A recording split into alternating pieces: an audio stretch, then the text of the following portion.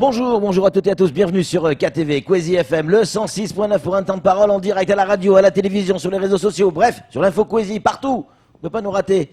On a avec nous Bakar Ashraf, il a en charge, chef de projet pour la dématérialisation des demandes de subventions au conseil départemental. Vous imaginez bien qu'on a une tonne de questions à lui poser. Bakar, bonjour. Bonjour. Merci d'être avec nous. Ça nous fait plaisir de vous recevoir sur ce plateau. Alors, on a reçu hier ce dossier de presse concernant la dématérialisation des demandes de subventions. Ça veut dire quoi déjà exactement, la dématérialisation ?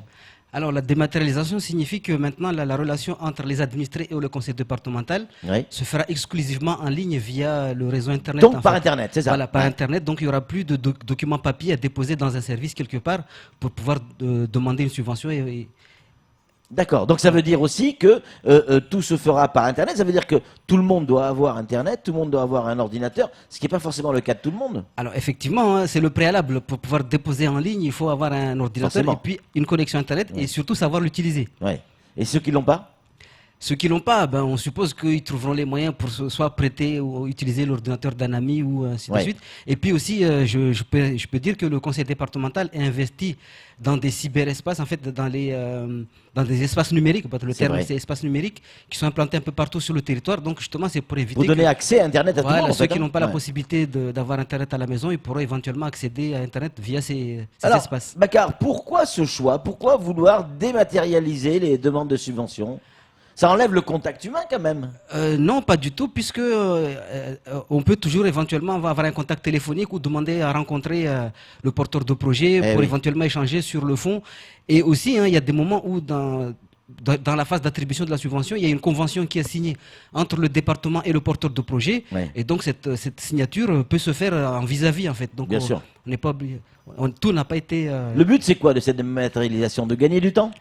Non seulement de gagner du temps, mais de gagner en efficacité dans la gestion des dossiers. Parce que souvent, quand les dossiers sont déposés en format papier, souvent, il y a des retards peut-être dans la prise en compte, dans l'instruction, ainsi de suite. Les délais sont parfois un peu plus longs parce que dans l'acheminement, en termes de... Si ça a été envoyé par la poste, ainsi de suite. S'il manque un document, il faut recontacter le porteur de projet pour qu'il puisse compléter le dossier.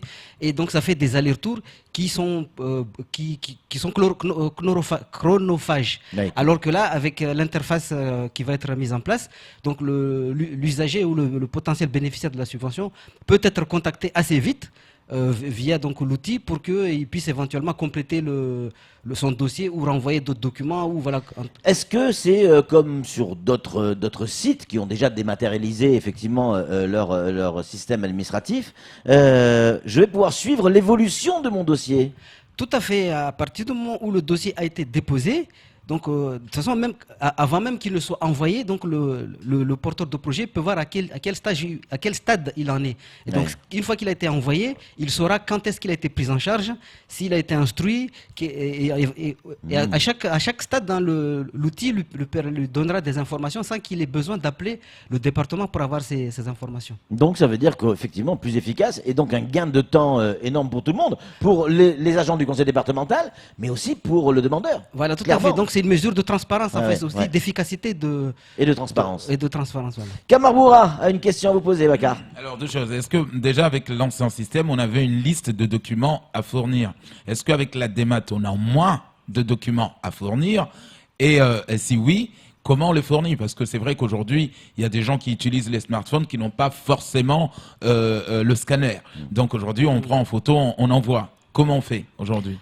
Alors, pour ce qui est de la liste des documents à fournir, ils n'ont pas changé parce que de toute façon, ces documents-là sont là pour aider l'instructeur à voir si le projet est viable, s'il est finançable, et ainsi de suite. Donc, pour qu'il puisse fonder une appréciation, il faut qu'il ait des éléments. Donc, les éléments, c'est les fameux documents dont vous parlez. Donc, effectivement, la liste, elle n'a pas changé. Elle peut évoluer, mais on demandera toujours aux bénéficiaires de ces subventions d'envoyer des documents. Donc pour ce qui est de l'envoi, effectivement, il y a différents cas de figure. Donc on peut envoyer des documents. Les mieux, c'est quand ils sont scannés, puisqu'ils sont lisibles. Quand ils sont scannés à plat, ainsi de suite. Donc la qualité elle est meilleure. Mais on peut éventuellement aussi, en fonction du type de document, les envoyer après avoir pris une photo du document. Bien sûr. Donc on fait une photo De bonne avec le- qualité pour que voilà, pour que voilà, ce il soit faut que, lisible, voilà, bien il faut que donc Ouais. il faut juste que le document soit lisible. Ouais. Donc et puis comme j'ai dit tout à l'heure, là, il y a comme il y a un échange entre l'instructeur du dossier et le porteur de projet. Donc si jamais le document il n'est pas N'est pas lisible lisible. ou voilà, on estime qu'il n'est pas très fiable, on peut demander au porteur de projet d'en renvoyer un autre ou de le scanner d'une meilleure façon pour qu'il soit Et puis, plus exploitable. il y a cet avantage aussi, hein, c'est l'économie financière. On sait ce que coûte un dossier aujourd'hui, en plusieurs copies. Il faut faire des copies, il faut aller scanner, il faut aller enfin, je veux dire, ramener un dossier complet qui parfois peut faire plusieurs centimètres d'épaisseur, pour se rendre compte qu'à la fin, il manque un document à l'intérieur et qu'il faut revenir, etc. C'est un gain d'argent, mais aussi donc de moins de consommer de papier. Voilà, non seulement on économise du papier, mais aussi il faut voir aussi au niveau du conseil départemental, Mais oui. c'est que nous sommes tenus d'archiver ces documents-là. Quand un dossier a été classé, Et- on doit le garder un certain temps. Mm. Donc ça veut dire que c'est des armoires en moins qu'on n'aura pas au conseil départemental pour archiver ces dossiers-là, puisqu'ils seront archivés en version numérique, en fait, Exactement. sur des serveurs. Ouais, et notamment sur le cloud. Ouais. Tout à fait. Bakar, à partir de quand ça se met en place? Alors ce sera à partir du 2 décembre 2019. Oh là, c'est demain là. 2019, voilà, dans moins de 15 jours. Ah, c'est fou. Ça. Et, mais ce ne sera pas généralisé en fait, puisque pour votre information, sachez qu'au niveau du conseil départemental, il y a 15 directions qui instruisent des demandes de subventions. Ouais. Et donc on va commencer par 4 directions. Donc ce sont ces 4 directions-là qui seront mises en ligne, enfin dont les téléservices seront mis en ligne à partir du 2 décembre. Et puis les autres se feront au fur et à mesure au courant de l'année 2020, donc à partir de janvier. Est-ce que c'est que les nouveaux projets qui vont être dématérialisés ou ceux qui sont en cours d'instruction devront aussi être dématérialisés? Non, non, c'est uniquement pour les nouvelles demandes qui vont être déposées au conseil départemental, qui devront passer par la plateforme dématérialisée.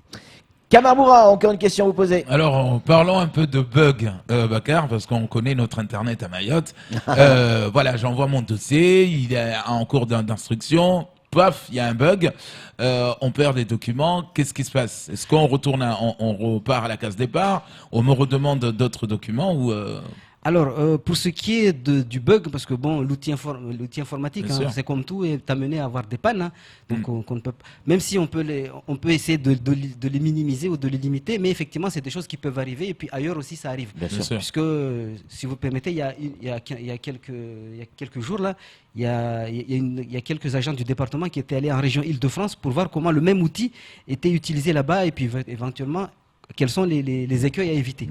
Et donc pour ce qui est des bugs, donc le prestataire qui est actuellement à Mayotte là pour finir les paramétrages et puis surtout pour former les agents à l'utilisation de l'outil pour la prise en charge des demandes, donc il nous a bien expliqué que les saisies, par exemple, quand un porteur de projet prend l'initiative de déposer un document.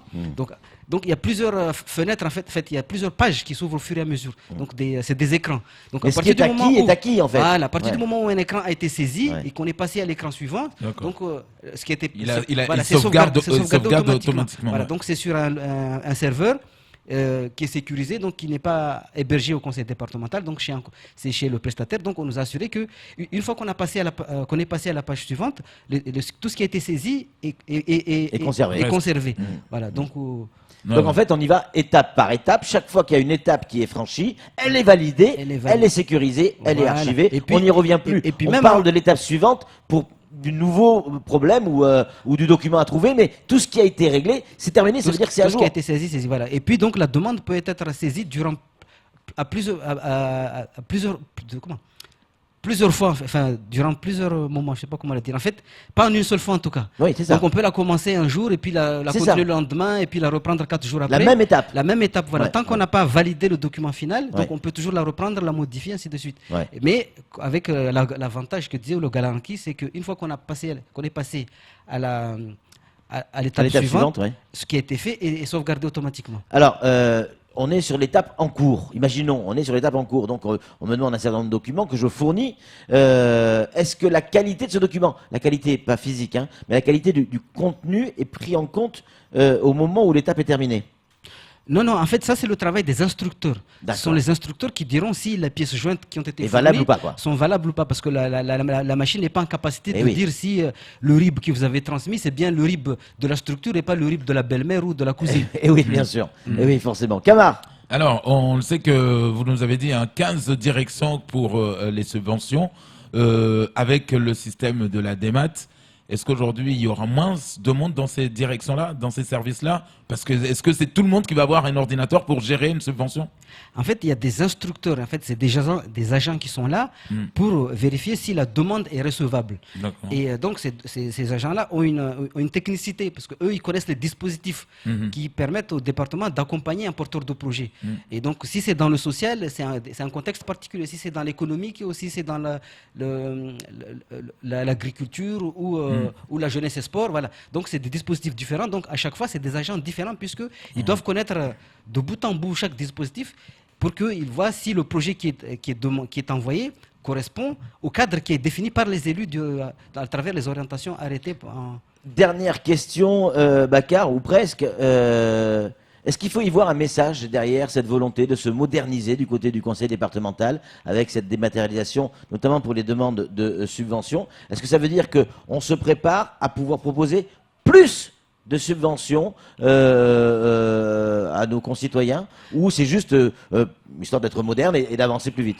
Non, pour ce qui est du plus, ça c'est aux élus de dire si c'est politique, ils accordent un peu plus de moyens. Ouais. Mais en tout cas, l'idée qui est portée par les élus sur cette question, c'est surtout de simplifier la relation avec les administrés et aussi de permettre à l'administration d'être plus performante dans cette relation, parce que on doit respecter des délais, on doit respecter un cadre légal et justement la dématérialisation permet justement de gagner du temps sur certaines phases, notamment liées à l'envoi et puis au contact avec le... Allez, une dernière question, c'est promis, après on vous libère. Il y a des questions, des gens qui posent la question si effectivement ce système de dématérialisation va aussi remplacer des salariés du conseil départemental à terme. Non, pas du tout, puisque j'ai dit tout à l'heure là, que les agents qui sont là pour instruire le dossier, eux, ils restent, parce que l'instruction ne se fera pas automatiquement.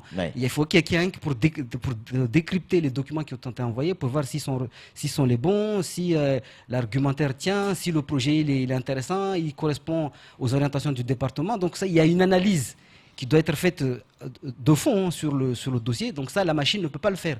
Et donc il faut des agents derrière pour valider ce que le porteur de projet a envoyé pour traitement. Ces documents sont en français? Forcément. Oui, bien sûr. Est-ce qu'on ne risque pas d'avoir, je pense à certaines professions qui ne parlent pas forcément couramment le français, ils le comprennent, mais pas forcément le parler. Est-ce que ces documents qui seront tous en français et donc dématérialisés, est-ce qu'on ne risque pas de perdre le contact entre le demandeur et l'agent du conseil départemental qui vont pouvoir parler en mahorais pour expliquer ce qu'il faut exactement? Parce que des fois, ça c'est vachement important.